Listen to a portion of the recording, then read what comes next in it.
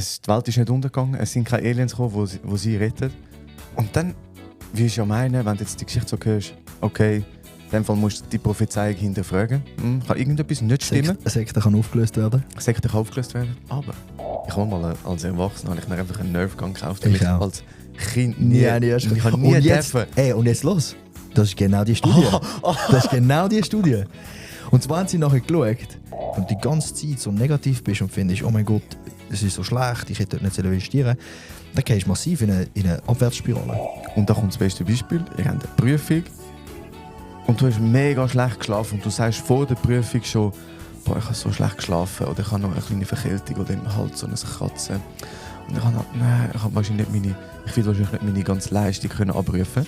Dann tust du dir, bevor du die Prüfung gemacht hast, bevor du das Resultat von der Prüfung bekommen hast, schon einreden oder schön einen Grund geben, warum es eventuell nicht klappt. Die kognitive Dissonanzverringerung einfach automatisch drin ist. Und einfach in uns, es ist einfach in uns drin und wir können sie nicht stoppen. Mhm. Und wir müssen sie auch nicht stoppen. Mhm.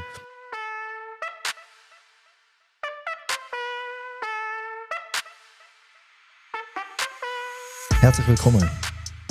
Und Gallosaurus Mann von Kopfhaus. Wir sind zwei Psychologen aus Zürich. Neben mir hockt der Ivo. Wir haben heute mal einen Flip-Around. Ich mache jetzt mal das Intro. Neben mir hockt der Ivo. Ich bin der Tim. Und wir sind zwei Psychologen aus Zürich. Und ich merke, ich habe nicht so viel Übung in diesem Intro wie der Ivo. Wir überlassen es in Zukunft wieder am Ivo. Anyway. Hoi Ivo, wie geht's dir? Ich bin gerade so überrascht, wo du einfach mit dem angefangen hast, aber ich finde es gut, mal ein bisschen Verwirrung reinbringen. Hey, mir geht's Never let them know your next move. Ja, das machen wir Darum immer. ist die Folge jetzt fertig. Ciao zusammen. Spaß. Nein, eigentlich machen wir es auch mit dieser Folge. Wir haben ja eigentlich gesagt, wir reden über Persönlichkeitspsychologie. Das haben wir auch gesagt. Haben wir. Fuck Gott. Ja, darum. Wir können so tun, als wären wir einfach mega spontan und irgendwie... Dabei haben wir einfach das Zeug nicht im Griff und... Nein, wir haben es schon im Griff. Nein, brutal im Griff.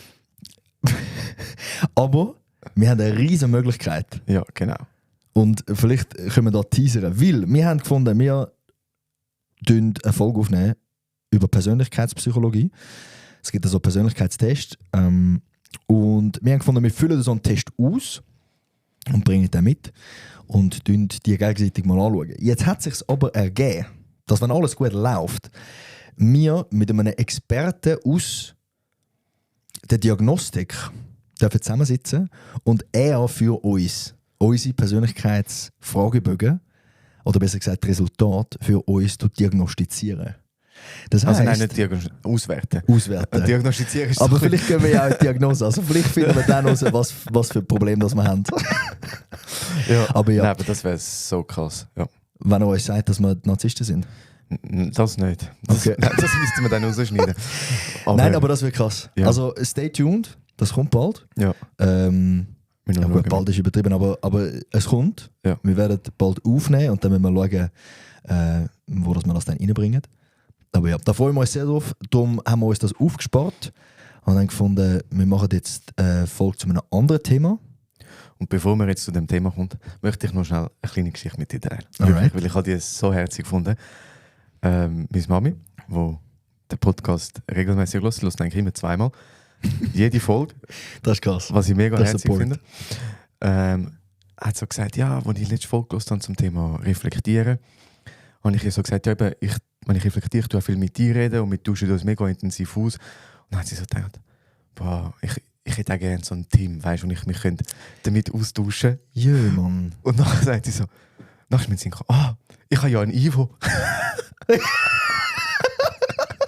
So ja, herzig. Das ist wirklich herzig. Aber es ist ja schon anders. Mit dem eigenen Sohn kannst du wahrscheinlich nicht so auf dieser Ebene, wie wir jetzt das können. Das stimmt. Ja, das ist ganz anders. Aber das ist sehr herzig. Ja, mega herzig, was du gesagt hast. Ich hätte auch gerne so ein Team. Weißt du, um über all das können reden. Sie soll mir jederzeit anrufen. Wenn du das hörst, ich sage es den Namen nicht, aber wenn du das hörst, du darfst mir jederzeit anrufen. Der Ivo hat meine Nummer. Jö, Mann. Ja, ich dachte, das wird jetzt noch teilen. Ich habe das so schön gefunden. Das ist cute. Das ist cute. Genau. Jetzt kommen wir zum ernsteren Thema. Und zwar... So ernst? Nein. Wir sind jetzt so verspielt. Ich freue mich auf die Folge. Also das aktuelle Thema, das wir heute ausgewählt haben, Ich denke jetzt, wenn ich das sage, mega langweilig, aber es wird so eine geile Folge. Es geht um kognitive Dissonanz. Wahrscheinlich passiert jetzt gerade nicht viel, wenn ihr das hört, aber Wir haben es aber schon 1-2 Mal angesprochen. wir haben es schon ein paar Mal Und wir haben angesprochen. auch schon gesagt, dass es ein Großteil von unserem Studium uns das umhergetrieben hat, Ja. wo wir regelmäßig unser eigenes Verhalten beobachtet haben, auch gegenseitig. Und wenn einer kognitive Dissonanz gehabt hat und aufgrund dann ein Verhalten gezeigt hat, haben wir am anderen nämlich gesagt, kognitive Dissonanz. Ja, aber vielleicht müssen wir es schnell erklären. Genau. Und ich möchte das mit der Geschichte machen, die ich dazu gelesen habe. Und zwar war es im 1954 gewesen, im Winter in Chicago. Und es war eine Sekte, die sich getroffen hat am Abend.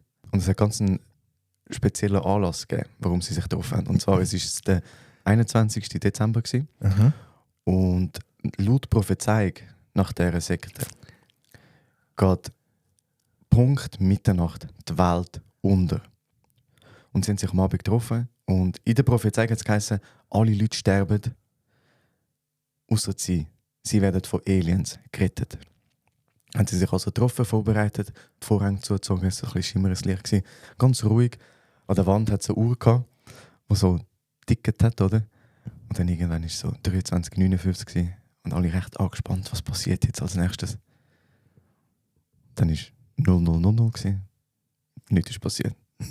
11:55, nichts passiert. 10:00, nichts passiert. Also die Prophezeiung hat nicht gestimmt.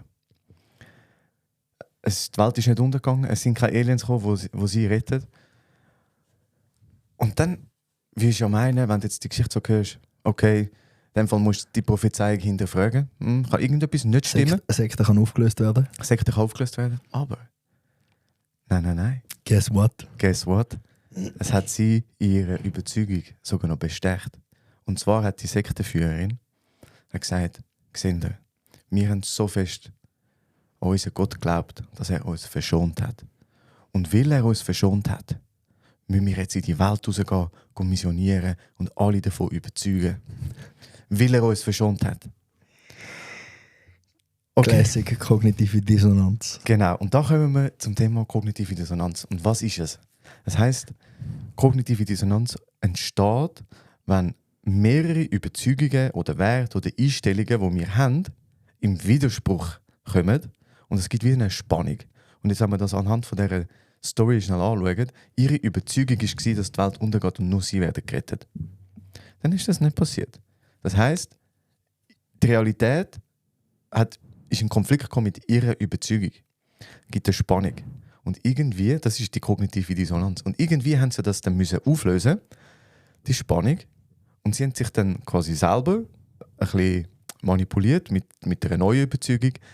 Ja eben, sie sind die Auserwählten, weil sie so fest daran geglaubt haben, müssen sie jetzt kommissionieren. Sie sind also, die Überzeugung ist nachher noch stärker geworden. Und so haben sie eigentlich die kognitive Dissonanz, die sie kurz gespürt haben, erfolgreich aufgelöst. Also kognitive Dissonanz ist eigentlich ein Mismatch zwischen eben verschiedenen Glaubenssätzen oder aber auch zwischen einem Glaubenssatz und einem Verhalten. Und ich glaube, der Ursprung davon ist, dass wir alle Menschen gern zu unserem Wort stehen und dass wir als authentisch wahrgenommen werden. Ich glaube, es hat auch evolutionsbiologisch einen Hintergrund, dass einfach die Leute in der Gesellschaft mehr Erfolg haben, die zu ihrem Wort stehen. Also sie sind in der Gruppe besser aufgenommen worden, sind die Leute, die einfach zu dem gestanden sind, was sie auch gesagt haben. Und ich glaube, darum ist dann auch evolutionsbedingt, dass es so kommt, dass bei uns allen kognitive Dissonanz, also das ungute Gefühl von Widersprüchen, entweder von Verhalten zu Glaubenssätzen oder von verschiedenen Glaubenssätzen, dass das bei uns ein ungutes Gefühl auslöst, was dann dazu führt, dass wir dort etwas anpassen wollen. Mhm. Und ganz grob gesagt kann man entweder sein Verhalten anpassen oder man tut seine Glaubenssätze anpassen. Ganz ein einfaches Beispiel. Rauchen. Viele Leute, die rauchen, haben vielleicht kognitive Dissonanz, weil sie sehen sich selber, sie wissen, das ist ungesund. Sie wollen aber eigentlich gesund leben. Und was dann passiert ist, in den seltensten Fällen findet dann jemand, okay, hört auf rauchen. Das Leider. ist das Verhalten anpassen. Und was sehr oft passiert ist, ja, aber meine Großmami hat auch geraucht und die ist 95 geworden. Oder ja, es ist ja nur am Wochenende, wenn ich im Ausgang bin. Oder das kommen dann so die Rechtfertigungen. Ja, ich habe jetzt vom Ausgang noch das Päckchen die Heime. Ja. Ja, ich rauche das jetzt noch fertig. Ja, und da sind wir einfach auch gut drin. Da muss man sagen, wir Menschen sind so verdammt gut in Ausreden. in dem, dass wir uns selber als Übereinstimmung oder als konsistent auch wahrnehmen. Und das ist eigentlich immer das Thema bei uns im Studium, wenn wir gemerkt haben, jemand lügt sich gerade selber so hart an, wirklich, dass wir gesagt haben, kognitive Dissonanz. Ja. Und dort haben wir uns wirklich oft immer wieder den Spiegel vorne angegeben und gesagt, okay, ja. Und darf ich noch schnell etwas zu dieser Story sagen, weil ich finde das so lustig. Der Forscher, der das Konzept kognitive Dissonanz eigentlich so sehr mal beschrieben hat, das ist der Leon Festinger. Baba. Und er war undercover in dieser Sekte gewesen. No way! Yes. Und hat das live quasi beobachtet, was passiert, wenn irgendwelche Überzeugungen nicht mehr übereinstimmen. Er war dort dabei gewesen. So, und jetzt können wir so sagen, die letzten 2 Wochen sind wir, der Ivo und ich, in... Nein, Spaß. Das ist krass. Bei den Zeugen Jehovas gewesen. Oh, ich habe einen Kollegen, dem seine Großmutter ist bei den Zeugen Jehovas gewesen. Ja, und jetzt dürfen wir nicht sagen, dass wir... Doch. Warum von ihm dann vielleicht einfach eine Nachricht? Aber das ist okay. Einfach, um da vielleicht noch schnell von mir als Intro zu bringen, als Beispiel für kognitive Dissonanz. Ich habe die letzte Woche kognitive Dissonanz durchgespielt und gedribbelt. Ich habe mir diesen Sommer gesagt, ich will ein bisschen mehr Sport machen, ein bisschen weniger Alkohol, ein bisschen gesünder leben. Ich war die letzte Woche in Griechenland gewesen. Ich habe auf Griechisch gegrüßt. Ich hoffe, ich habe es richtig gesagt. Darum ist meine Stimme ein bisschen beschlagen. Es kann sein, dass ich ab und zu husten. Wir lassen das aber rein, weil wir sind ja authentisch. Aber ja, ich habe die letzte Woche wirklich schlimm kognitive Dissonanz ausgespielt und mir immer wieder gesagt, ja, aber es ist ja nur 1 Woche. Ist okay, weißt du? Ja, bist jetzt ja mit den Kollegen da und willst ja geniessen. Und das stimmt ja auch. Aber die kognitive Dissonanz ist halt trotzdem da und wir alle müssen dort irgendwie eine Argumentation finden, wieso dass wir das jetzt machen. Mhm. Und das ist noch spannend, weil es ist ja okay, dass ich dort mit meinen Kollegen in der Ferien war und dass ich vielleicht auch der ein oder andere Wodka Red Bull zu viel getrunken habe und mit Herzrasen heim bin. Und es ist ja okay, wenn man das ab und zu macht. Aber der Kopf ist in dem Moment wie so, ja, aber du hast doch gesagt, im Sommer leben wir gesünder. Und ich bin so, ja, aber es ist ja jetzt nur noch 1 Woche. Und nachher. Ja, aber der Sommer ist in Zürich, er ist irgendwie verschwunden. Ja. Yes, also manchmal würde ich müssen husten oder mich räuspern. Ja, einfach, dass ihr da Bescheid wisst. Ja. Also ich frage, wieso das jetzt der eine die ganze Zeit hustet. Und wenn ihr jetzt sagt, ja, also kognitive Dissonanz, das kenne ich nicht, das habe ich nicht, habe ich eine Frage mitgebracht, wo relativ schnell kognitive Dissonanz auslöst. Oh, geil. Und zwar über 24'000 Menschen sterben pro Tag, weil sie zu wenig Essen und zu trinken haben. Wie schlimm ist es für dich, die Zahl zu hören? Und ich muss jetzt nicht antworten, von 1 bis 10. Wie schlimm ist das, wenn ihr das hört? Warum macht ihr denn nichts? Oh shit, okay, ja. Oder warum machen die nicht mehr? Vielleicht machen die ja schon etwas, aber wieso, warum machen die nicht mehr? Und ja, genau. Und das ist überhaupt kein Vorwurf, keine Kritik oder so. Es ist dann einfach, es zeigt einfach, wie schnell man nachher, ich weiß nicht, was bei euch jetzt gerade losgeht, aber meistens passiert dann irgendwelche Erklärungen, wie, ja, ich will eigentlich schon spenden, aber ich weiß nicht, wo. Ich weiß nicht, was genau mit meinem Geld passiert, wenn ich es irgendeine Stiftung gebe. Ich weiß nicht wo, ja, aber ich setze mich für Tiere oder so. Und das ist ja alles gut. Aber das war nur ein Beispiel, um einfach zu zeigen. Das ist wirklich gerade das, was bei mir abgegangen ist. Ich war so, oh, okay, heavy. Zuerst mal schnell Mundkiller. Danke für den. Und nachher ich habe wieder noch an mich gedacht. Lachst du? Nein, das ist lustig von der. Ja, und dann war ich so, shit, ja, wieso mache ich nicht mehr? Und dann haben angefangen, kognitive Dissonanz Regulierung einkicken. Und dann ist es so, dann ist es genau das. Ja, ich wüsste jetzt gar nicht, bei welcher Organisation. Ich weiß gar nicht, kommt das dann an? ich tue in anderen Bereichen mich engagieren. Ich habe ein Projekt, das ich unterstütze. Das ist auch spannend. Ich habe ja letztes Mal erzählt, oder bei einer der vergangenen Folgen, dass ich dort bei Chorus gearbeitet habe.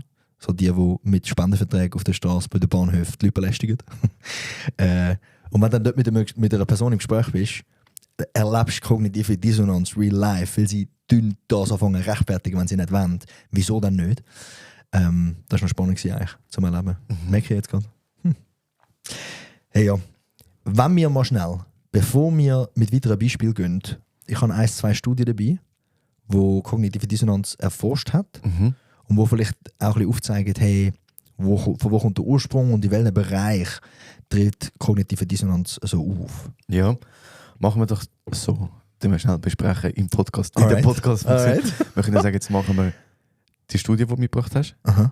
Dann können wir noch so schauen, wie kann man es auch wieder lösen. Oder was sind so Automatismen, die meistens entstehen, wie man es lösen kann. Yes.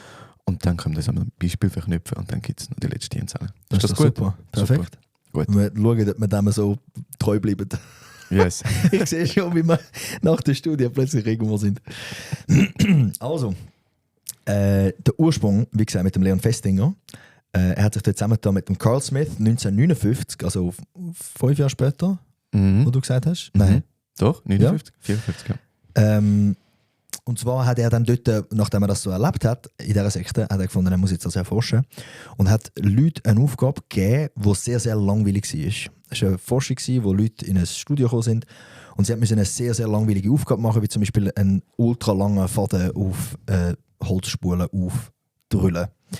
Und dann hat er den Leuten gesagt, okay, dumm bitte der nächsten Person, die reinkommt, die genau die gleiche Aufgabe machen muss, sagt er, dass es eigentlich wirklich noch eine spannende Aufgabe war. Und dann hat es 2 Gruppen gegeben. Die eine Gruppe, die das gemacht hat, die gesagt hat, hey, es war spannend, die haben $1 bekommen und die anderen haben $20 bekommen. Und jetzt ist es spannend zu sehen, dass die Leute, die $20 bekommen haben weniger kognitive Dissonanz gehabt. Weil das Anlügen ist eine Form von kognitiver Dissonanz. Jetzt haben sie sich das aber rechtfertigen mit, ich habe ja $20 bekommen. Das hat sich also gelohnt zum Lügen. Die nur $1 bekommen haben den Gedankengang gehabt von, ja, jetzt habe ich gelogen für $1, what the fuck? Das heisst, wir haben dort eine kognitive Dissonanz von, hey, Lügen sollte man eigentlich nicht und es hat sich auch nicht wirklich gelohnt. Jetzt, was kann man machen, wenn du kognitive Dissonanz verringern, indem sich die Probanden selber eingeredet haben, dass die Aufgabe, die sie gerade gemacht haben, die sehr langweilig war, effektiv spannender war. Weil, dann lügen sie nicht mehr. Genau. Also, es ist so krass zu sehen, wie Leute einfach wirklich gefunden haben, Mama, das ist spannend gewesen. Das ist jetzt wirklich einfach spannend gewesen. Ja, ja. Das ist so eine. Dann gibt es eine andere, wo vielleicht auch so ein bisschen, da hat er sich vielleicht inspirieren lassen von so Sekten. Und zwar von Initiierungsritual. Das sind 2 andere gewesen, und zwar der Aronson und der Mills in 59. Die haben geschaut, okay, ist es möglich, dass ein sehr peinliches Initiierungsritual dazu führt, oder er hat in dieser Studie geschaut, ist ein sehr peinliches, aber es kann einfach ein schlimmes oder ein anstrengendes Initiierungsritual sein, kann das dazu führen, dass du dieser Gruppe, die du willst beitreten, loyaler gesinnt bist. Weil du hast ja so vieles geleistet, um dort dabei zu sein. Also du musst ja sagen, es geht darum, du möchtest in eine Gruppe reinkommen. Genau. Wo keine Ahnung, also du willst in eine Diskussionsgruppe dabei kommen. In dieser Studie war es irgendwie eine Diskussionsgruppe gewesen, irgendwie so ein Buchclub oder so, und die haben müssen als Initiierungsritual, gibt es auch verschiedene Abstufungen, es gibt solche mit sehr peinlichen Initiierungsritualen und solche mit gar keinem. Und bei peinlichen war es irgendwie so, sie müssen einen Text vorlesen von einer sexuellen Diskussion, wo es mega viele Wörter drin hat, die vielleicht gewisse Leute als peinlich empfinden. Und die Leute, die das peinlichere oder das anstrengendere Initiierungsritual gemacht haben, sind schlussendlich loyaler gewesen in dieser Gruppe. Sie haben gefunden, die Diskussion, die wir jetzt hier nachher haben, ist viel spannender, obwohl es eigentlich absichtlich eine langweilige Diskussion war. Weil sie nicht in ihrem Kopf können vereinbaren können, was habe ich jetzt da gerade alles investiert, der emotionale Aufwand von, ich sage peinliche Wörter, zu, oh mein Gott, das ist ultra langweilig. Also was macht der Kopf? Er tut sich selber sagen, dass die Diskussionen, die jetzt da passiert sind, nachher, wenn man beitreten ist, dass die viel spannender sind, als dass sie eigentlich sind. Weißt du, was kommt mir jetzt gerade in den Sinn zu dem?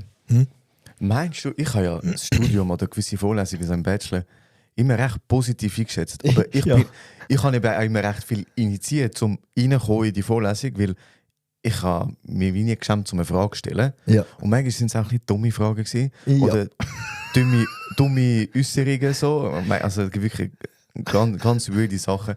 Aber ich war im Westen gewesen.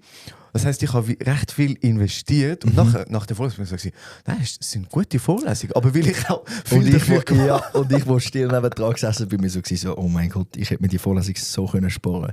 Wirklich fest. Aber es ist genau das.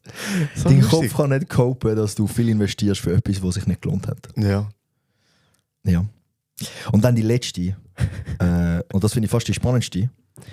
Sie haben in der Erziehung geschaut, was kann man schauen, das war der Friedman gewesen, im 65. Und sie haben geschaut, was für eine Art von Erziehung führt dazu, dass Kinder ein Verhalten nicht mehr zeigen. Und es hat 2 Gruppen gegeben, und zwar haben die Kinder dürfen mit einem sehr begehrbaren Spielzeug spielen. Also irgendeines, was wirklich einfach cool war. Sag mal, einen coolen Böllen. Sag einen coolen Böllen. Nerf Gun. Nerf Gun. Ich habe mal als Erwachsener mir einfach einen Nerf Gun gekauft. Ich auch. Als Kind nie. Ich habe nie dürfen. Und jetzt los. Das ist genau die Studie. Das ist genau die Studie. Und zwar haben sie nachher geschaut, man hat der einen Kindergruppe hat man eine leichte Mahnung gegeben und gesagt, hey, würdest du bitte nicht mit diesem Spielzeug spielen? Der anderen Gruppe hat man droht und gesagt, hey, wenn du mit diesem Spielzeug jetzt spielst, dann bekommst du Ärger. Und dann hat man geschaut, was passiert dann später mit diesen Kindern, wenn sie nicht mehr in diesem Setting sind, von man sagt ihnen, sie dürfen nicht, also wenn das aufgehoben ist. Sie dürften eigentlich wieder damit spielen. Und dann, wo man eine leichte Vermahnung gegeben hat und gesagt hat, hey, würdest du bitte nicht damit spielen, die haben auch im Nachhinein, auch wenn sie wieder hätten dürfen, nicht mehr damit gespielt. Und die Kinder, die man ein starkes Verbot gegeben hat, genauso wie der Ivo mit seiner Nerf Gun, haben nachgefunden, ich will jetzt unbedingt mit dem spielen. Weil kognitive Dissonanz zieht dort an, dass wenn ich ein leichtes Verbot bekomme und ich dann nachher nicht damit spiele, führt das dazu, dass ich mir selber das Spielzeug abwerte. Dass ich sage, ja, ich kann es eigentlich gar nicht wollen, weil vielleicht könnte ich ja. Ich habe zwar eine Vermahnung bekommen, aber es ist so nicht wirklich. Also tue ich mir selber das rechtfertigen, indem ich nicht damit spiele, tue ich mir selber rechtfertigen, indem ich mir sage, das Spielzeug ist gar nicht so lässig. Das ist eigentlich gar nicht so cool. Und das hebt an, weil wir nachher in unserem Kopf das Spielzeug abgewertet haben. Wenn das Experiment vorbei ist, hebt das an und ich finde es gar nicht mehr so toll. Bei den Kindern, wo man eine starke, quasi fast eine Drohung gegeben hat und gesagt hat, hey, wenn du jetzt mit dem spielst, bekommst du Ärger, brauche ich die kognitive Dissonanzverringerung nicht. Es hat gar keine Dissonanz gegeben eigentlich. Weil ich weiss, ich würde gerne mitspielen, aber ich weiss, es lohnt sich nicht, weil sonst bekomme ich nachher Ärger. Sobald aber die Drohung weg ist, wie beim Ivo, wo er sich eine Nerf-Pistole kaufen denkt man sich, ich will jetzt das mir kaufen, weil ich ja das schon immer wollen. Und ich finde das so eine spannende Studie, weil es zeigt uns auf, bei der Erziehung von Kindern, wenn du etwas stark verbietest, hat das keinen nachhaltigen Effekt. Hingegen, wenn du mit dem Kind sitzt und sagst, hey, es wäre nicht so gut, und, kann das dazu führen, dass das Kind das langfristig nicht wird machen. Da kann man das Beispiel nehmen von Rauchen oder Alkohol trinken bei Jugendlichen. Also wenn ich ein starkes Verbot gebe als älterer Teil an einem Kind und sage, du darfst das nicht machen, kommt vielleicht zum einen Reaktanz auf, die wir auch schon hatten. Also du sagst mir, ich soll etwas nicht machen, jetzt will ich es umso mehr. Und zum anderen entsteht keine kognitive Dissonanz, die ich dann nicht muss verringern in meinem Kopf. Hingegen, wenn ich mich ansetze und mit dem Kind rede und sage, hey, du bitte nicht, wäre gut, wenn nicht, dann muss das Kind im Kopf die kognitive Dissonanzverringerung von hey, ich würde eigentlich gerne mitspielen, aber man hat mir gesagt, ich sollte nicht. Wenn das funktioniert, dann tut das Kind die kognitive Dissonanz im Kopf verringern, indem es sich selber sagt, das Spielzeug ist eigentlich gar nicht so lässig. Ja. Oder Rauchen ist eigentlich gar nicht so interessant. Ja. Und ich finde das so spannend. Ja. Ich finde das so spannend, weil ich finde, das siehst du auch in der Welt rundherum. Ja. Wenn du Leute beobachtest und wie eben Kollegen von dir aufgewachsen sind, wie du aufgewachsen bist, gewisse Sachen will ich einfach, weil es mir früher noch verboten worden sind. Und andersrum bei anderen Leuten auch. Mhm. Und da kannst du ja gerade Parallelen ziehen zwischen diesen 2 Studien. Ich meine, die $20 bekommen haben, die haben 0 Dissonanz gehabt. Es hat sich wie gelohnt. die harte Drogen bekommen, haben auch keine Dissonanz gehabt. Also es ist wie so, das, was reingebracht wird, wo gross ist oder stark ist. Du bekommst externe Validierung für dein Verhalten. Genau. Du bist schon quasi konsistent mit dir selber, Yes. weil das ja von außen kommt. Also eigentlich, manchmal ist weniger mehr. He? Etwa so. Mega Yes. spannend, ja. Ja. Spannende Studie. Danke vielmals. Und jetzt, wenn ich frage, ja, und was bringt mir das jetzt? Jetzt kommen wir zu dem Punkt. Jetzt tun wir das nämlich transferieren in den Alltag rein. Meistens passieren so Sachen automatisch. Oder so die Ausgleich, wenn irgendetwas nicht stimmig ist, das passiert relativ automatisch. Und manchmal auch unbewusst, glaube ich. Und unbewusst, genau. Voll. Und ich habe mir da so 6 Strategien rausgeschrieben, die meistens so ablaufen, klassischerweise. Und man könnte ja mal mit Beispielen dann noch durchspielen, dass es dann wirklich für alle klar ist. Vielleicht aber auch da, ich habe mich vorher gefragt, ist so, wir wollen nicht verhindern, dass ihr keine kognitive Dissonanz habt. Nein. Es ist so, Das ist wichtig. es gibt es einfach. Es ist einfach Ja. Oder? Es ist wie so, deine Persönlichkeit ist auch einfach Dissonanz entsteht auch manchmal einfach so, wenn du vielleicht einen inneren Konflikt hast. Ich glaube, diese kognitive Dissonanz ist sehr wichtig.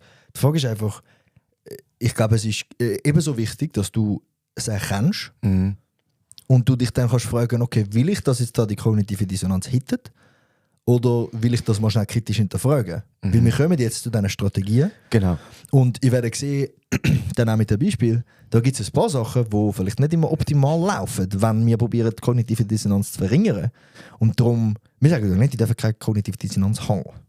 Weil eben, wir haben sie die ganze Zeit. Tagtäglich. Aber es tut gut, die manchmal so ein bisschen als Spiegel, wie wir im Studium, wenn wir uns angeschraubt haben, gesagt haben, da jetzt kriegt kognitive Dissonanz gewesen. Wenn man sich das manchmal selber vor Augen führt.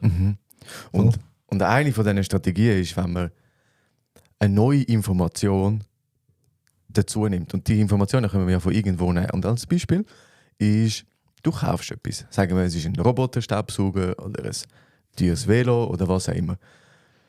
Und dann hast du dich dafür entschieden.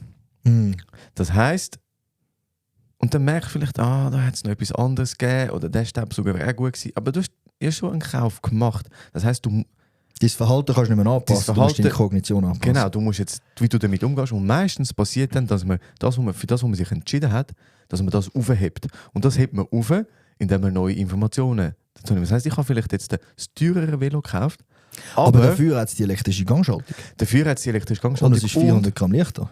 Es ist 400 Gramm leichter. Und weil es ja ein gutes Velo ist, gute Komponenten, heben es auch länger. Genau. Was ja eigentlich stimmt. Ja. Aber und ich habe mehr Freude daran und ich werde darum auch öfters Velo fahren. Genau. Das hat sich voll gelohnt. hat sich voll gelohnt. Oder? Das heisst, du tust dir den Kauf im Nachhinein noch mehr rechtfertigen. Ja. Und ich will jetzt nicht sagen, dass ich kein teures Velo kaufen sollte. Ich bin wirklich in einem Team mehr Geld in die Hand nehmen, weil dann hast du etwas, das gut funktioniert. Aber das kannst du bei jedem Kauf machen. Oder auch, wenn du sagst, ja, jetzt habe ich jetzt also letztes Mal 3 Paar neue Schuhe gekauft, bin so gewesen, ja, es hat gerade ein bisschen viel Geld gekostet, aber ich kaufe mir ja sonst nicht so viel Sachen. Ich finde das so geil, wenn Leute sich das neueste iPhone kaufen, obwohl sie das zweitneueste haben. Das macht keinen Sinn. Nein, aber es machen schon noch viele Leute. Ja, sicher, ja. Und es gibt so viele Leute, die dann das machen und sagen, ja weißt, aber es hat jetzt 3 Pixel mehr bei der Kamera. Oder, nein, weißt, es hat jetzt da so KI integriert. Du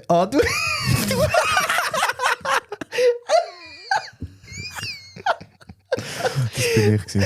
Oh, und ich habe gerade shit. vorher gesagt, es macht keinen Sinn. Aber es ist nicht ganz so gewesen. Es ist nicht ganz so gewesen.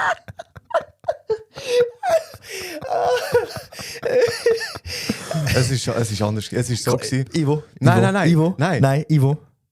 Du musst jetzt nicht sagen, es ist anders gewesen. Es ist anders gewesen. Erstens habe ich nicht vom iPhone 15 auf iPhone 16 upgradet, weil das macht keinen Sinn. Ja. Sondern ich habe von iPhone auf Android Du gewechselt. jetzt nur kognitive Dissonanz verringern, Nein, indem du mir nein, das nein. jetzt erklärst. Ich tue das Und jetzt so mit dir selber. Ich das jetzt nur klarstellen. Okay, und dann, okay. Es ist ein gutes Beispiel, weil ich habe kognitive Dissonanz gehabt. Ich habe dann aber vom iPhone bin ich auf Android geswitcht, Samsung Galaxy Ultra habe ich gehabt. Was kein einziger iPhone-User macht. Genau. Und wie ich gefunden habe, hey krass, dort rein, das Handy ist voll mit KI und ich will das jetzt testen und so. Aber ich habe Versicherung dazu genommen, die du jeden Monat kannst künden, wo du das Handy, ich glaube 10 Stutz kostet die Versicherung, das Handy kannst du einfach wieder zurückgeben und ein neues Und nehmen. zurückwechseln. Ja. Genau, weil ich bin mir wirklich nicht sicher gewesen, gönne ich mir jetzt den Wechsel von iPhone auf Android. Nach 3 Monaten habe ich zurückgewechselt. Aber ich habe nachher die Versicherung können künden. Ich habe 30, das ist gut. ich habe 30 Stutz ausgegeben. Das ist super. Und eben mit dieser Versicherung habe ich wie quasi meine kognitive Dissonanz auch noch verringert. Weil es ist so gewesen, ja, mache ich das jetzt wirklich? Und hätte ich keine Chance gehabt, zum zurückzukommen, hätte ich es nicht gemacht. Aber mit dieser Versicherung, ja, ich habe 30 Stutz ausgegeben, hat es sich gelohnt, weil ich es testen konnte. Ich habe jetzt wieder ein iPhone. Ja, Besser ist. ist besser, definitiv. Und Ich sehe schon, wie die Android-User uns nachher ja, beleidigen. das werden wir nie. Ja. Genau. Aber ja, der sehr lange Punkt für Informationen dazu nehmen. Dazu nehmen, genau. Man tut sich also seinen Kauf bestätigen, zum Beispiel, indem man mehr Informationen dazu holt im Nachhinein und versucht, das Produkt aufzuwerten, sodass sich der Kauf auch gelohnt hat. Genau. Der gegenteilige Effekt, der aber das gleiche Ergebnis erzielen ist Sachen, Informationen wegnehmen, gekonnt ignorieren. Zum Beispiel ist, du hast eine politische Meinung, du bist auf Instagram und du willst nicht konfrontiert werden mit einer anderen Meinung, weil sonst müsstest du hättest ja kognitive Dissonanz und müsstest nachher die irgendwie anders reduzieren. Und dir wird das Video eingespielt von einer anderen politischen Meinung und du swipest einfach weiter, weil du so bist, so, die haben keine Ahnung. Die können nicht. Genau, dann hast du gekonnt ignoriert. Also da tust du die Yes. Informationen einfach... Danke vielmals. Gerne. Hast du mich gerettet. Nein, aber ein super Beispiel. Ja. Voll. Ja.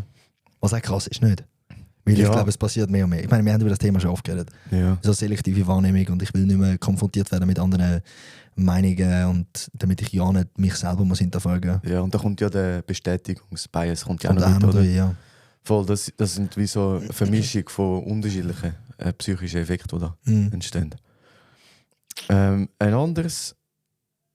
andere Möglichkeit, wie man kognitive Dissonanz kann verringern kann, ist, wenn man gewisse Informationen oder Einstellungen oder was auch immer, man tut sie ersetzen. Und zwar, wenn du jetzt zum Beispiel in Aktien investierst und du bist nicht ausgebildet in Aktien investieren, sondern hast gefunden, hey, Probiere ich einfach ich mal. Ich habe mach's ein jetzt einfach YouTube-Tutorial gesehen. das funktioniert, oder? Und haust irgendwie, keine Ahnung, ich sag mal 10'000 Stutz dort rein, hast gemerkt, das war ein Flop gewesen. Hast, sagen wir, 3'000 Stutz verloren, weil die Aktie gesunken ist, weil plötzlich die Zölle höher geworden sind. Und dann kannst du wie ersetzen, das heisst, deine Ursprungsintention war, Geld zu verdienen. Und nachher tust du es ersetzen und sagst, Ich will lernen. das war ein guter Lernprozess gewesen. Genau, Classic. Classic. Aber und genau da ist mir zum Beispiel... schon passiert. Ja.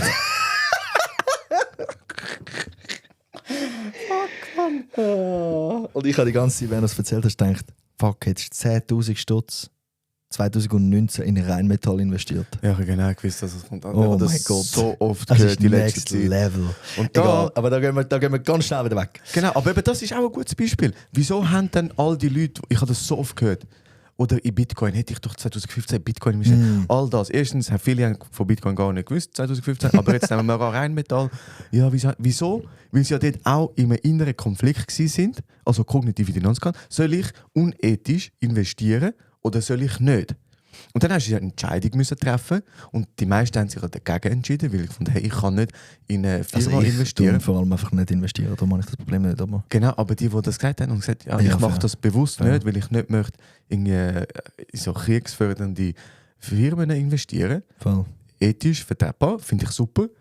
Haben sich ja dann auch wieder müssen, zu dem Zeitpunkt 2019 selber wieder bestätigen und sagen, hey, das hast du gut gemacht, ich habe ethisch, ja? Hast die Und jetzt schießt es Gott los. und jetzt hast du zweimal Für all die, die Dissonanz nicht gehabt, wissen, ich glaube, Rheinmetall ist in den letzten 5 Jahren um 1800% gestiegen. Genau. 1800%. Jetzt gehen wir ganz schnell wieder weg von der Finanzbranche. Genau.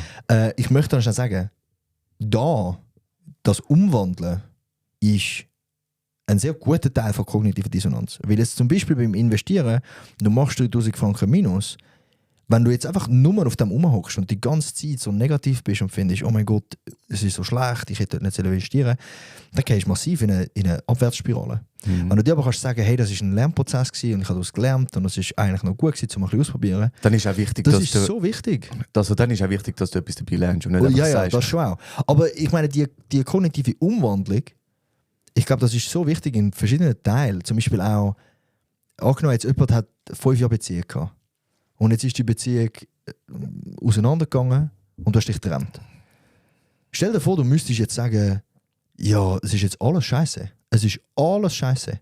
Und die meisten Leute, mit denen du redest, die eine langjährige Beziehung hinter sich haben und wo das auseinandergegangen ist, nach einer Zeit haben sie kognitive Dissonanz so fest können regulieren, indem sie sagen, hey, aber wir sind miteinander gewachsen, es war eine super Zeit gewesen, ich bin reif aus dem raus, sie hoffentlich auch, und wir können jetzt weitergehen, wir wissen ein bisschen besser, was wir wollen. Und das ist kognitive Dissonanz und das ist so, oder kognitive Dissonanzverringerung, und das ist so wichtig, weil sonst wirst du so lange auf etwas Negativem hängen bleiben und nicht aus dem rauskommen. Und gerade da, also darum sagen wir, es ist nicht positiv oder negativ, es ist einfach wichtig, dass ihr das wisst.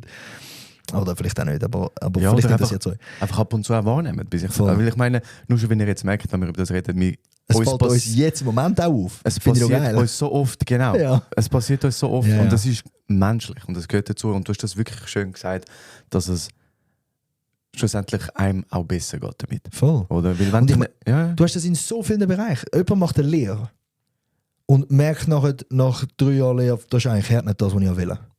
Wenn er jetzt einfach nur die ganze Zeit das Negative vor sich hat, dann geht er dann zu Bruch und denkt sich, für was? Die letzten 3 Jahre sind für gar nichts gewesen. Aber wenn er dann dazu kommt und sagt, hey, jetzt weiss ich zumindest, was ich nicht will. Und vielleicht habe ich nebenan eine BMS gemacht, jetzt kann ich für das nur studieren. Jetzt kann ich studieren in einem komplett anderen Feld. Ich glaube, das ist so wichtig, dass man dort mit sich selber auch eben das Positive sieht, das Umwandeln von kognitiver Dissonanz und das anders Bewerten von etwas ist enorm wichtig, um irgendetwas hinter sich zu lassen und quasi weiter vorwärts zu gehen. Voll. Und ich glaube da, also voll bei dir, aber es ist wichtig, dass man differenziert zwischen wo bringt es mich weiter und wo nicht. Weil es gibt ja ganz viele so ein bisschen Alltagsbeispiele, sagen wir, du möchtest einen guten Schlaf, du möchtest 8 Stunden schlafen und dann hängst du noch eine Stunde auf Instagram. Oder? Als Beispiel. Was ja nicht, das kommt dann deine Haltung, ist eigentlich, möchte ich genug schlafen, hängst aber auf Instagram. Und nachher musst du das rechtfertigen und sagst, ja, aber das hilft mir zum Runterfahren. Oder Fernsehen schauen am Abend. Ja, ich muss am Abend Fernsehen schauen zum Runterfahren. Und dann tust du das wieder rechtfertigen. Und dort würde ich sagen, bringt es dich nicht weiter im Leben. Weil du hast nichts daraus gelernt. Du hast jetzt einfach rechtfertigt, wieso du jetzt den Binge-Watching gemacht hast von einer Serie. Wen sprichst jetzt du an? Niemand, Bro. Ah, okay. Okay. Aber ich habe mich sicher nicht angesprochen gefühlt. Sicher nicht. 0. Okay? 0. Ah, 0. Nein. Komm, wir gehen weiter. Gut, ja, ich habe noch 2 weitere Strategien. Und zwar eine, wo man immer wieder beobachten kann, ist Self-Handicapping, wenn man sich selber Ausreden vorbereitet. Und da kommt das beste Beispiel. Ihr habt eine Prüfung und du hast mega schlecht geschlafen und du sagst vor der Prüfung schon, boah, ich habe so schlecht geschlafen oder ich habe noch eine kleine Verkältung oder im Hals so ein Kratzen. Und ich habe wahrscheinlich ich will wahrscheinlich nicht meine ganze Leistung können abrufen. Dann tust du dir, bevor du die Prüfung gemacht hast, bevor du das Resultat von der Prüfung bekommen hast, schon einreden oder schön einen Grund geben, warum es eventuell nicht klappt. Damit du nachher nicht die kognitive Dissonanz hast. Genau, du hast schon alles Wenn ein schon schlechtes vorbereitet. Ergebnis dann kommt. Das ist eigentlich eine Mise en place Vorbereitung. Weißt du, wo habe ich das amigs gemacht? Als Jugendlicher? Weiß nicht. Im Fußball. Ah. Im Sport generell, auch im Tennis und andere Sachen. Und zwar, ich hatte so ein leichtes Zwicken gehabt. Ein leichtes. Und ich habe mich so gesteigert. Wirklich, so fest. Und ich war so, ich kann jetzt nicht mehr richtig spielen und habe dann auch irgendwie so das Hinken übertrieben dargestellt, weil ich so war, so, vielleicht hilft es mir. Und ich will auch dass andere sehen, dass ich verletzt bin, dass wenn ich meine Leistung nicht abliefere, dass sie wissen, dass es an dem liegt und nicht an mir. Mhm. Das finde ich crazy. Das habe ich zum Glück nicht mehr. Ja. Aber das ist krass, ja. Wie man sich wie vorgängig präventiv einen Grund gibt, damit nachher die kognitive Dissonanz auftritt. Nämlich, die kognitive Dissonanz ist, ich habe ein Mindset oder Kognition ist, ich möchte gute Leistung abliefern und ich bin gut im Fußball zum Beispiel. Und dann aber die Realität ist, oh nein, du bist vielleicht nicht so gut gewesen. Mhm. Und nachher musst du mit dem copen. Oder dann entweder musst du dir selber sagen, ja okay, gut, ich bin gar nicht so gut, wie ich gedacht habe. Oder du findest ein Handicap, wo du sagst, an dem liegt. Dasselbe eben bei der Prüfung auch. Du hast vielleicht das Selbstbild von die Weltanschauung von ich bin fähig, ich bin gut in der Schule. Jetzt tust du dich vorgängig schon quasi so handicapieren, dass du nachher den Grund hast, wieso dass du vielleicht nicht so gute Noten hast. Voll. Ja, und Finde ich crazy. Ja. das finde ich auch eigentlich schwierig. Oder? Also das finde ich jetzt eher eine hinderliche Strategie, um damit umzugehen. Und Oh ja. dann, was? Oh ja. Und dann gibt es noch die letzte, und zwar Selbstbestätigung. Und dort macht man eigentlich das, dass man seine Fähigkeit in einem anderen Bereich einfach aufhebt. Also jetzt zum Beispiel, Das mache ich so oft.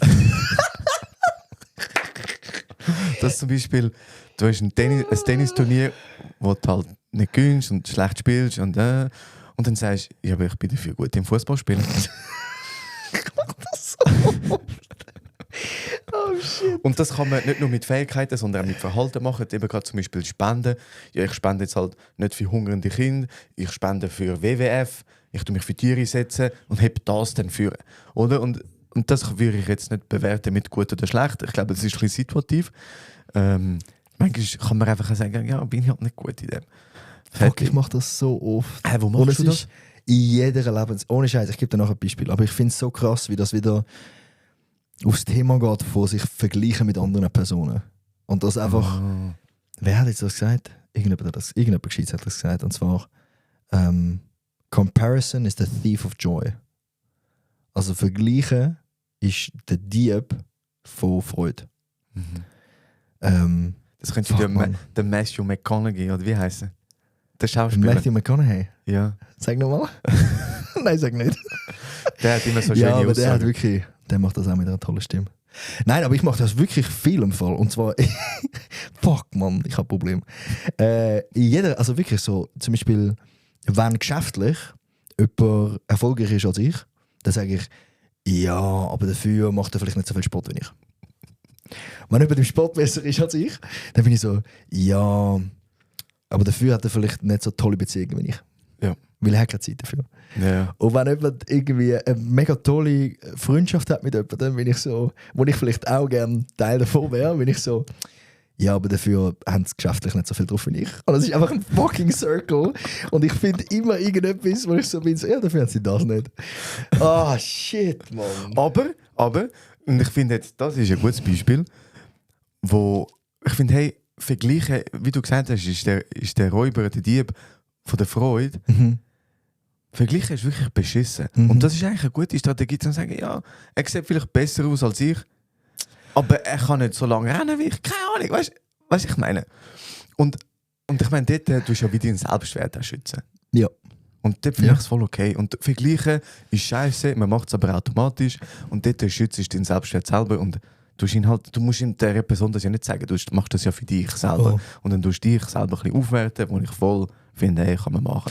Und ich glaube einfach, eben, ich mach das zwar, aber es fällt mir dann an mich schon auf, dass ich es mache. Und ich glaube, das ist wichtig. Weil es passiert automatisch, dass ich eben mich dann mit einem anderen Dings aufwerte. Aber es fällt mir auch auf. Und ich kann dann dort dann auch sehr selbstkritisch sagen, so, ja, das ist jetzt wieder typisch. Schon gut, Ja, ist schon gut. Ja. Nimm die nicht so wichtig. Er ist jetzt einfach, lass ihm einfach, dass er besser im Fußball ist. Ja. Fucking Ja, hell. spannend. Das ist... Hey, und die 6. Strategie, wir haben jetzt 5 gehabt, glaube ich. Also, du hast einfach mit... Ich Ja, habe eine Logo. bewusst übersprungen, weil es ein bisschen... Nein, pst. Ich tue jetzt das ausbaden. Okay. Nein, die 6. Variante ist, man kann auch das Verhalten anpassen. Und ich glaube, dort passiert dann nachher wirklich ein Change. Ja, aber... Oder bist jetzt du nur bei der kognitiven Veränderungs... Nein, also Strategie ich finde, das würde ich eben nicht so kategorisieren, weil mit all dem kannst du ja wie... Du kannst dein Verhalten ersetzen, quasi durch etwas anderes, oder einfach deine Denkweise ersetzen. Genau. Oder? Und du kannst all die 5, die ich jetzt gesagt habe, ein neues Verhalten hinzufügen, das Verhalten wegnehmen. Wenn du aufhörst zu rauchen, tust du sie auch ersetzen. Du subtrahieren. Das glaube ich aber funktioniert nicht. Weil zum Beispiel die letzte, die wir hatten, kannst du ja nicht um Verhalten ändern. Selbstbestätigung. Doch. Du kannst einfach besser werden. Okay, dann Fall. Ich bin jetzt besser in Fußball. Nein, aber dann machst du es Verhalten. Ja, das stimmt. Also gut, okay. Also das heisst, du kannst alle 5 auf das Verhalten anwenden. Ja, also entweder kannst du es auf dein Denken oder auf dein Verhalten. Okay. Ich will es so kategorisieren. Okay.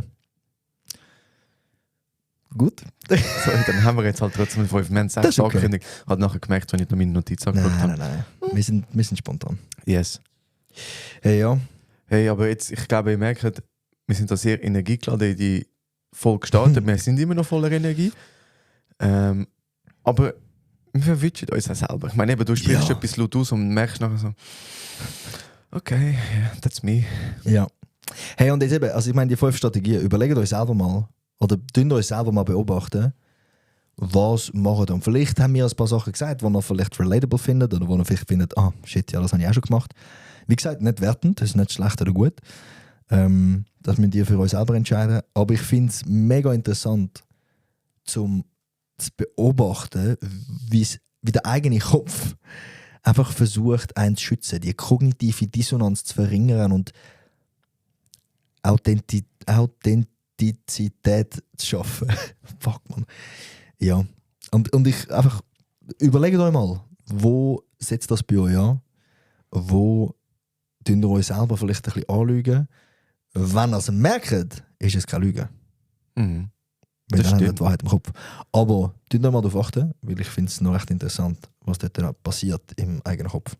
Ich habe mich ein bisschen auf die Suche gemacht nach Marketingkampagnen, die kognitive Dissonanz nutzen, um halt mehr Produkte zu vertreiben oder zum Marken stärken. Und ich habe 3 Beispiele dabei. Das erste von Tesla.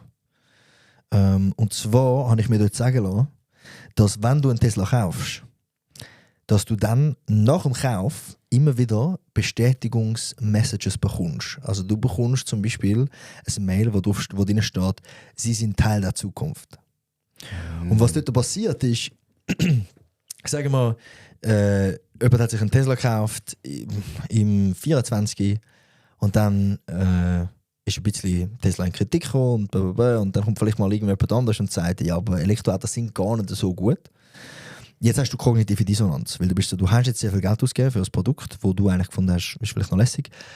Jetzt aber die Aussenwahrnehmung oder deine Weltansicht kollidiert vielleicht ein bisschen, weil du bist vielleicht Fan von Elektroautos und jetzt kommt aber irgendwie der Elon Musk und macht vielleicht etwas, was du selber nicht so toll findest. Jetzt hast du 2 Weltanschauungen, die kollidieren und die du musst verringern. Und die Idee von diesen Bestätigungsmessages, die sie dir nachher schicken, ist, dass sie den ursprünglichen Kaufgrund, weil die meisten Leute kaufen einen Tesla wahrscheinlich, weil sie denken, hey, es ist nachhaltiger und vielleicht hat es auch noch ein paar andere Vorteile für mich. Und sie tun das eigentlich nochmal bestätigen. Also das hinzufügen und bestätigen von einer bereits vorhandenen Weltanschauung. Von, hey, du bist Teil von der Zukunft. Du bist klimaneutral und wichtig für die Welt und wir gehen jetzt da zusammen in die Zukunft. Krass. Habe ich Easy crazy smart, gefunden. ja. Nein, das wäre ein anderes Auto. Dann haben wir... Heute ist eine wilde Folge. Dann haben wir L'Oréal. Paris. Was? L'Oréal Paris. Heißt die Paris? Oder nicht? Ah. Fuck, ja. Einfach L'Oréal. Vielleicht. Ich kenne mich nicht so aus mit Make-up. Wichtiger Input gewesen. Ivo, danke vielmals. Was war jetzt deine kognitive Dissonanzverringerung gewesen, um das zu verarbeiten? Boah, ich habe mir im Kopf gedacht, ich schneide das einfach raus. Aber jetzt als Beispiel lassen wir es einfach drin. Ich schneide es raus. Nein, L'Oréal hat den Leitspruch «Because you're worth it». Also, weil du es wert bist. Und ich finde das so ein guter Leitspruch für Make-up, das so teuer ist. Weil sie machen ihr Credo darum, dass ihre Produkte vielleicht besser sind für deine Haut, dass ihre Produkte du nachher besser aussiehst, etc. Und jetzt hast du eine kognitive Dissonanz, weil du bist so, ja, ich würde gerne Make-up nutzen, aber das Make-up ist so teuer und ich möchte nicht so viel Geld dafür ausgeben. Und sie verringern deine kognitive Dissonanz, indem sie sagen, hey mal, aber du bist dir wert. Das ist okay, für das darfst du Geld ausgeben. So lustig. Ich habe letztens, das ist etwa vor einem halben Jahr gesagt, sorry, Nein, gesehen ich von genau das. Hat glaub, ich weiß nicht, ob es eine Automarke war oder eine Autofinanzierungsfirma, die Autos finanziert, hat gesagt, Mobilität ist ein Grundbedürfnis. Darum darfst du dir das gönnen. Darum musst du dir darfst das du dir gönnen. das Auto leasen. Du musst das Geld nicht haben, du darfst es leasen. Und ich bin so gewesen, what the fuck, Alter. Smart. Hä? Ein Grundbedürfnis? Da bin ich auch ein bisschen hässlich geworden. Aber natürlich, es spricht genau das Und jetzt an. hast du aber einen Smart gekauft. Ich kann mir jetzt ein Auto finanzieren. Oh. Nein, aber also weißt, Ich brauche ein neues Auto. Was ist das für ein... ich weiss nicht mehr, es ist im deutschen Fernsehen irgendwo. Ah, okay. Ja, aber nein, L'Oreal finde ich super smart. Eben, because you're worth it. Du hast die kognitive Dissonanz. Und sie tun einfach das bestätigen von hey, mal, aber du bist es dir wert, um Geld für dich auszugeben. Und sie sprechen dort so die Selbstoptimierungskultur an, wo entstanden ist in den letzten paar Jahrzehnten. Was so darum geht, so, hey, die individualistische Kultur von hey, du bist es dir wert. Gönn dir das Make-up, weil du siehst besser aus, es tut deiner Haut besser, etc. Wir, by the way, shamen L'Oreal nicht. Ich sage, es ist ultra smart. Also wenn ihr Kunden sind oder Kundinnen von L'Oreal, ihr seid so wert. Ja, also ich habe mir jetzt gerade etwas bestellt, das hat mich recht abgeholt. Was hast du bestellt? Hautcreme Sag gegen mal. Falten. Sag mal, 3 Make-up-Produkte. Es nimmt mich wunder, ob du 3 kannst. Also Produkt? Produkt? Wie meinst du jetzt das? Ja, sag mir so. Also Ich weiss nicht, ob ich könnte... Ja, Eyeliner, Ja? dann Wimperntusche. Ist das nicht das Gleiche? Nein, eigentlich doch der Strichtraum und Wimperntusche Ja. und Lippenstift. Easy. Okay. Easy money. Puh. Und dann gibt es noch Foundation, das ist doch das. Contouring gibt es auch noch. Ja. Heute ist so wild, aber ich habe so Spaß. Alright, und die dritte Firma, was ich ultra smart finde, weil es geht so ein bisschen auf die Meta-Ebene, ist Patagonia. Und Patagonia hat den Leitspruch gehabt, don't buy this jacket. Ja. Fucking smart. Und was ist passiert? Der Leitspruch davon ist don't buy this jacket und die Idee dahinter ist, dass wenn du schon genug Kleider hast, dann kauf dir die Jacke nicht. Weil kein Produkt ist immer nachhaltiger als ein nachhaltiges Produkt. Und ihre Zahlen sind durch die Decke. Ja. Weil ich als Kunde bin dann so, ich möchte nachhaltig sein. Sie hat mich bestätigt, dass ich nicht mehr Produkte kaufen sollte. Aber wenn ich schon ein Produkt kaufe, Dann eins, das lang hebt. dann eins, das lang hebt, eins, wo die Firma dahinter steht und wo mit meinen Werten dahinter steht. Und das zusätzliche Kaufen tritt in den Hintergrund, weil du bist so, das, was sie eigentlich praisen, von don't buy this jacket, kauf die Jacke nicht. Das geht in den Hintergrund, weil du nur noch den Wert von dieser Firma, von der Nachhaltigkeit dahinter siehst, wo vielleicht 1:1 mit deiner Weltanschauung übereinstimmt. Und du dann so bist, okay, ich brauche jetzt die Jacke, weil die hebt ja ewig. Lieber kaufe ich die als eine andere. Voll. Fucking smart. Mega. Du hast Patagonia-Sachen, nicht? Nein. Stone Island. Aber dort ist das genau meine Begründung. Ich kaufe Stone Island Jacken, weil sie ewig heben. Du hast jetzt aber Jacken gesagt. Wie viele Jacken hast du denn? Ja, 3. Ah, aber okay. Aber es sind unterschiedliche. Du es hast sind, eine es sind Winterjacke, es ist du hast so- Winterjacke, ja, es ist ein Mantel. Und jetzt, ja, aber die habe ich seit Jahren. das stimmt. Den einen Pulli, der weiss ich noch, den hast du im Bachelor schon gehabt. Ja, eben, die heben. Ja. Das Zeug hebt. Darf ich noch schnell, bevor wir jetzt zu der letzten Hirnzelle kommen, einfach noch meine all-time-favorite kognitive Dissonanz, Regulation, Thema bringen. All-time-favorite. Ja. Ich bin Veggie, schon ziemlich lang. Oh, ja. Und wenn ich das die Leute sagen, manchmal sagen sie, du Michi, ist okay. Andere sagen, mega gut und so. Ich esse Fleisch, aber wenn ich Fleisch esse, dann gehe ich immer zum Bauer. Und ich bin so, ich habe das schon so oft gehört. Und wenn alle ja zum Bauer würden gehen, dann würde es gar keine Massentierhaltung geben. Dann würden wir gar kein Chicken von Brasilien und von Ungarn holen. Das ist einfach so mein Alltime. Und das kommt so oft. Aber weißt, ich schaue immer, dass ich es beim Bauer hole und dass den Tieren gut geht. Die werden dort tot gestreichelt. Nein! Oh mein Gott! Ich fühle mich getriggert. Aha, ich habe es im Fall nicht für dich gemeint. Eigentlich Ich weiss. Bei Ja, mir ja. persönlich ist es scheißegal, ob du Fleisch isst Ja. oder nicht. Also, Ich finde einfach die Reaktion so geil. die ist geil. Die ist funny. Und ich habe das bei mir selber auch gemerkt. Weil ich bin während dem Studium für 2 Jahre Veggie war. Habe kein Fleisch gegessen. Habe auch ein paar Mal mir Michi sagen lassen. Was okay ist. Ist okay. Und andere waren, mega cool. Und ich habe es rein aus umwelttechnischen Gründen gemacht. Also nicht aus ethischen Gründen. Wir haben dort eine andere Weltanschauung.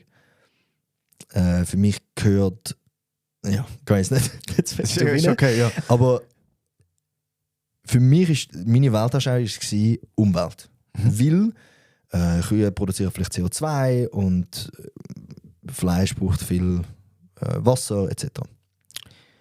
Und ich habe 2 Jahre kein Fleisch gegessen. Ich habe aber sehr gern Fleisch zum Essen. Und die kognitive Dissonanz war für 2 Jahre so stark gewesen. Und nach 2 Jahren sind wir in den Balkan Ferien machen. Und ich habe mir sagen lassen, vorgängig, wenn du dort unten sagst, du bist Veggie, dann geben sie dir einfach Bulle. Mhm. Und dann haben wir dort in der Ferien gesagt, hey komm, wir machen eine Pause. Einfach für die 3-4 Wochen, wo wir dort waren. Und ich bin nie mehr zurück. Also seither esse ich wieder Fleisch. Und es ist so interessant, wie dort die kognitive Dissonanzverringerung so hart reingekickt hat, weil ich bin dann plötzlich so, ja, aber dafür fliege ich jetzt ein bisschen weniger. Das sage ich, nachdem ich vorher gesagt habe, ich bin in Griechenland gewesen. Fuck. Ja, ist aber, scheißegal. Ja, nein, ja. aber es hat einfach am Anfang so angefangen mit, ja, eben, dafür tue ich nachhaltige Kleider benutzen oder dafür esse ich mehrheitlich Poulet, wo vielleicht weniger Wasser und CO2 braucht und dafür, also alles so Begründungen. Und ich finde es so spannend, wie man sich dann mit sich selber muss auseinandersetzen muss. Ja, und einfach irgendwie die kognitive Dissonanzverringerung einfach automatisch drin ist. Und einfach in uns, es ist einfach in uns drin und wir können sie nicht stoppen. Und wir müssen sie auch nicht stoppen. Aber vielleicht hilft es, wenn man sich ein bisschen bewusster wird, wo sie ansetzt. Und das wäre auch der Call to Action für euch, eure Aufgabe, wenn ihr sie dann annehmt. Mal schauen, wo ihr euch selber regulieren, wo die kognitive Dissonanz verringert werden. Schickt es uns bitte per Spotify, Kommentar, wenn ihr möchtet, oder auf Instagram oder TikTok. Dürft ihr euch schreiben. Wir fänden es sehr, sehr spannend, um da ein bisschen eure Erfahrungen abzuholen. Und vielleicht auch so ein bisschen eure Erkenntnis dahinter. Ist euch das schon voll bewusst gewesen oder vielleicht gar nicht? Schreit ihr euch jetzt auch, wie der Ivo und ich wir uns im Studium angeschaut haben, schreit ihr euch jetzt auch gegenseitig an und sind so, das ist kognitive Dissonanz. Und haben euch so den Spiegel vors Gesicht. Ja, schreibt das bitte auf diesen Plattformen. Und wenn ihr bis jetzt schon gelost habt von der letzten Hirnzelle, nehmt doch noch schnell ein Telefon und öffnet schnell Spotify und dünnt dort doch mal bitte schnell auf Abonnieren klicken, wenn ihr dann einen lässigen Podcast findet und findet, ich möchte die nächste Folge auch noch hören. Weil wir sehen ja im Backend, wie viel das uns abonniert haben und das hilft dem Algorithmus etc. Es sind irgendwie knapp über die Hälfte, ich glaube irgendwie 55%. Darum, wir sind uns sehr, sehr dankbar, wenn ihr das noch macht. Und dann, Ivo, kommen wir jetzt zur letzten Hirnzelle. Nice. Und es geht gerade zum Thema. Und ganz kurz schnell, wie viel steht? 5-4. Für mich? Ja. Das heisst, ich kann mit einem Doppellead. Ja. Yes. Okay. Du hast mal in einer von der ersten Folgen hast gesagt, nichts ist besser als eine Comeback-Story. Fuck. Jemand kauft sich ein sehr teures Fitnessgerät, benutzt es aber kaum. Um die Dissonanz zu reduzieren, erzählt er seinen Freunden, dass er das Gerät als eine tolle Motivation empfindet und jetzt dann bald mehr wieder wird trainieren. Welche Reduktionsstrategie liegt am ehesten vor? A.